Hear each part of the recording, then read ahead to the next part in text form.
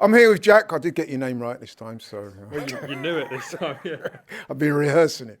But in all seriousness, Nottingham Forest nil, Arsenal nil. Now, some people are saying, I'd be interested to hear your thoughts on this. Some people I've spoken to have said that it wasn't a bad result and performance given what we're going through at the moment. Where do you stand on that? I think if you apply the wider context, it's the best we probably could have expected given the circumstances. You know, if that's an Arsenal team with Saka, with Martinelli, with Havertz, or if we did sign a striker, that's a game that you look at how we played and you say, probably should have won that. But I think given the context, draw's probably fair. It's probably the best we could have hoped for. It's defensively solid, midfield fine, couldn't score. So we did our job with shutting them out. We couldn't score. It's probably exactly what we would have expected. Yeah, I think you're right. I mean, it's noticeable that it was Forest who seemed to be more happy with the result after the game. I saw their manager smiling on the touchline there. Their players seemed happy with one another. Whereas you looked at the Arsenal players, they looked pretty dejected. It's not been a good time for us recently. Not scored now for 2 consecutive games. We know what the problems are. I've got to ask you though, a couple of the players there didn't cover themselves in glory again tonight, namely Martin Odegaard and Leandro Trossard. What's your thoughts on those two guys? Odegaard, I cut a little bit of slack, only because I think people maybe misprofile him a little bit. I think a lot of people look at Odegaard and they say, Saka's out, we haven't got a striker, I'm going to need you to score every game, I need you to assist, grab the game by the scruff of the neck. That's not him. I know he got 15 Premier League goals the other year and he was a big part of us scoring, but it was mainly Martinelli, Saka who were sort of the focal points. He was just chipping in with a lot of goals. So I cut him a bit of slack. I think when Saka comes back, you won't complain as much because you'll see what he does for the team. He's not a De Bruyne, Bruno Fernandes who grabs the game and will like fire one in from 25 yards and shift to shoot all the time. So I cut him a bit of slack, but Trossard, I think you were right on the watch song. I think his legs are going. I think it's slowly just dropping off now. And I think maybe his head's kind of elsewhere, you know, refusing new contract, probably going to go in the summer. I think he turned 30 recently. Maybe he's slowly checking out.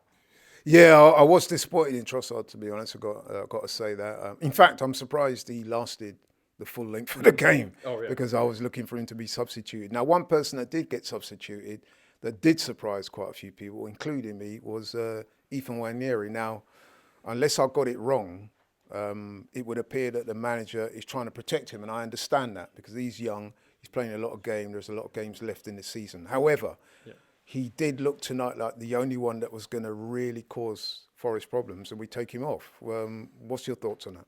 I'm okay with it. I think there's a lot of people that are being quite negative, saying that how on earth is he taking Ethan Nwaneri off with 50 minutes to play when he's a brighter player? The league's done, guys. Like, we've got PSV coming up. He went down 2 games ago and had to come off. He went down against West Ham with cramp and had to come off. So the fact that you've taken him off so he doesn't get cramp again and doesn't maybe get a little muscle injury, I'm okay with that. I think. No, but to be fair though, you say the league's gone, but correct me if I'm wrong. But the manager before the game said, "Over my dead body is the league gone." So that's kind of incongruous with what you just said in terms of Nwaneri.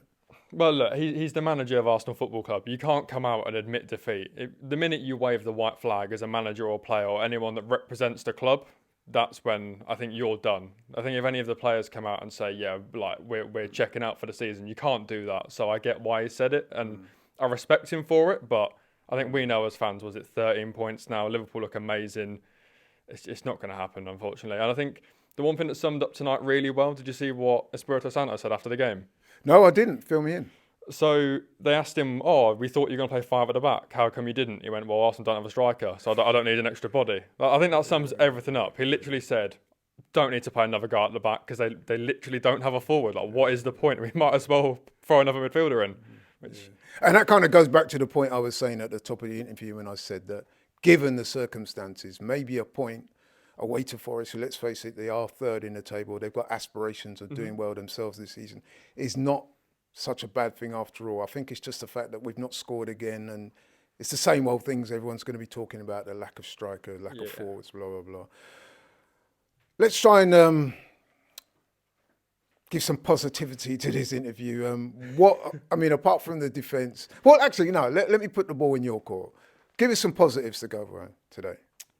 I'm struggling. I mean, look, my thing with it is this is just one of those seasons that you just have to deal with and swallow it. I think there's a lot of There's a lot of chat I see online about Arsenal fans complaining about injuries, and some say that Liverpool are getting lucky. Sometimes you have these seasons. Arsenal have loads and loads of players out all season. You know, Odegaard missed months, Saka missed months, Gabriel Saliba missed games. I think it's Kivior and Trossard are the only outfield players to not miss a game. But that happens. The last 2 years we've been fairly okay with injuries. You know, Tottenham this season have been decimated. I remember Liverpool the other year were playing Kabak, Fabinho, Henderson at centre backs. Like every club has these seasons. It's just Arsenal's turn and we've got to swallow it. Same as you look at Liverpool, there's a lot of people saying before the game, Isak's not playing against them today. And Haaland didn't play against them the other week. And Vinny Jr. didn't play when they played Madrid. We had that 2 years ago. We went away to Brighton with Caicedo suspended, McAllister suspended. We had those. We were lucky with injuries. We were lucky with who we played. We didn't capitalise and they are. So I think Liverpool, congrats to them. They've had an amazing season. They're playing so well. If things are going their way, so be it. They're still the best team. And we're just having one of them years where it's just not going for us. We just regroup and go again. So, Yep, I agree with that. I guess the only positivity that I can really cling to today is the fact that we kept a clean sheet. We kept the likes of Chris Woods. We actually saw him off. That's good. Yeah. Alanga as well. And we kept Hudson-Odoi pretty quiet. So I think from that perspective, that went well. I think that's why you've got to say, like, in the context of the game, why it's good, because I think Christian said it. That's exactly what you'd expect. So we went into the game with a centre midfielder, a 17-year-old, and Trossard. We didn't concede. We were fairly tidy at the back. The midfield was fine. We didn't score. So I think you can be disappointed with the result as a whole if you want to look at it bigger picture. But given the state of the game and the state of the scenario, I think it's fair. I walk away from that game content. I think disappointed with how the season's gone as a whole, how we're petering out. But that specific performance, I think, is what I expected. Yeah, I couldn't disagree with that, to be honest. Moving forward then to Wednesday. I mean, we don't have a game at the weekend. We're out of the FA Cup, as we all know, disappointingly. But all attentions turn on Wednesday to the Champions League. PSV away from home. Now, that is a winnable tie for us. But I guess what I'm going to ask is, would you do anything different to what you saw today?